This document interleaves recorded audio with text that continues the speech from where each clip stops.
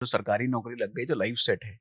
तो क्या सरकारी बैंकों में अगर सरकारी नौकरी लगी तो क्या लाइफ सेट वाली बात, जिंदगी मजे से कटेगी वाली बात सही है नहीं आज? नहीं, बिल्कुल नहीं है। आज देखो, आज बैंक की नौकरी करने के लिए लोग मेरे हिसाब से तो तैयार नहीं है, सरकारी हो या प्राइवेट हो। कारण क्या है कि हम बैंकिंग को छोड़कर सारा कुछ कर रहे हैं। यानी हम जो है थर्ड पार्टी प्रोडक्ट बेच रहे हैं, कस्टमर इंश्योरेंस को बेच रहे हैं। इंश्योरेंस बेच रहे हैं। अभी उसके ऊपर रिजर्व बैंक ने गाइडलाइन जारी किया है कि मिस सेलिंग नहीं होगी। अरे भाई, रिजर्व बैंक ने गाइड फाइनेंस मिनिस्टर ने बैंकों को चेतावनी दी कि मिस सेलिंग नहीं होगी। मिस सेलिंग मतलब आप कोई भी प्रोडक्ट किसी को भी बेच देते हो। अभी पीछे एक किस्सा आया कि एक रिटायर्ड आदमी 80 साल का, और उसको आपने इंश्योरेंस कवर भेज दिया।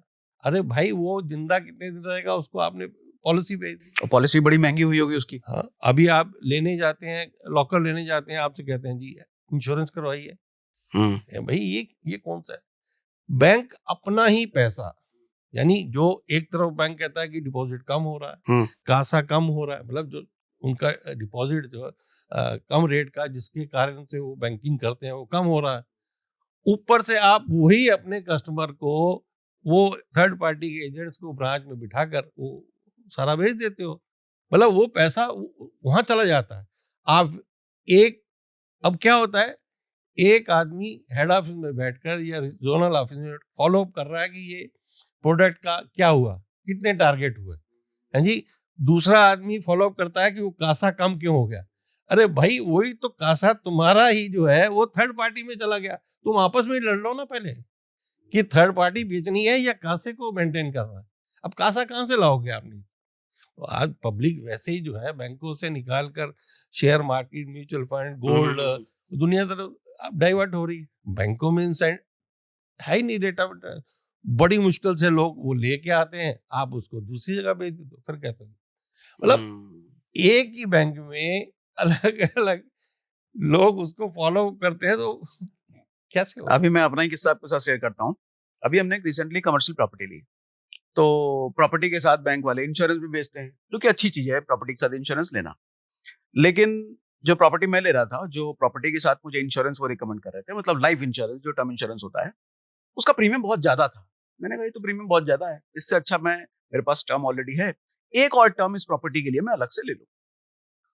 तो उन्होंने बेसिकली, चूंकि मैं प्राइवेट बैंकिंग में आता हूं, मेरे बैंक के साथ अच्छे रिलेशन है, सीनियर सारे कनेक्टेड हैं, लेकिन फिर भी सीनियर्स के 3-4 बार कॉल आ चुके हैं उस इंश्योरेंस, छोटे से इंश्योरेंस के लिए। सर इंश्योरेंस ले लेते तो अच्छा रहता, आपको हम ये फैसिलिटी दे देंगे, वो फैसिलिटी दे देंगे। मैंने कहा नहीं चाहिए, छोड़ दो ना, रहने दो, मारो गोली, मेरे पास ऑलरेडी टर्म है, अच्छे अच्छे टर्म है, इसकी जरूरत नहीं है मुझे। रिक्वेस्ट मोड में सीनियर्स के कॉल आ रहे हैं वो कराने के लिए। मैंने कहा इतना प्रेशर होता है क्या इन पे? चूंकि मैं प्राइवेट बैंकिंग में हूँ, सोचो जो प्राइवेट बैंकिंग में नहीं है उनका क्या हाल करते होंगे ये।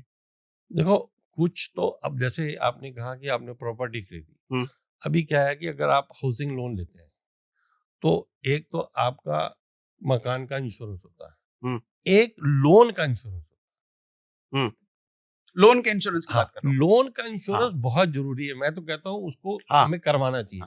उससे क्या है कि खुदा ना खास्ता हम चले गए, आदमी रहे तो परिवार पे बर्डन ना है। बिल्कुल सही। वो एक अच्छा प्रोडक्ट है, मतलब वो एक अच्छी इंश्योरेंस है लोगों की सिक्योरिटी के लिए। लेकिन आप उसकी जगह पर आप कुछ और बेच रहे हो सिर्फ अपने टारगेट पूरे करने के लिए, वो गलत है भाई। नहीं, वो टर्म इंश्योरेंस ही बेच रहे थे, लेकिन वो टर्म इंश्योरेंस बहुत ज्यादा हाई प्रीमियम का था। मैंने कहा इतना बड़ा हाई प्रीमियम क्यों?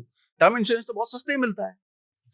और वैसे भी वो जो आपका लोन के ऊपर इंश्योरेंस, जितना लोन का कवर है उतना ही तो इंश्योरेंस होना चाहिए, उतना ही होना चाहिए। हाँ, और जो लोन का पीरियड है उतने पीरियड के लिए होना चाहिए। हाँ,